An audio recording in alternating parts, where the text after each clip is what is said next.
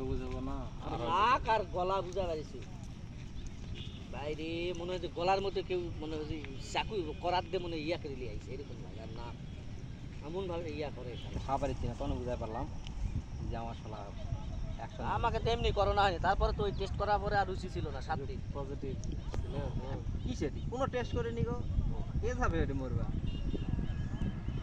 এ বাবা কি হয়েছিল আমারও তো একবার অসুস্থ হয়েছিল ইয়া নাক দেখো না ইয়া তাই আর ওটাই ডাক্তার কাছে গেলেই তো তুই মনে করে অ্যাটাক বুঝলি বাড়িতে একবার লাল দিন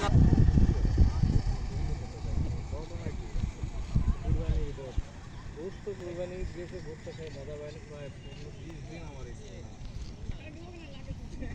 না দেখো না ইয়াই পাই কত জনে গিয়েছে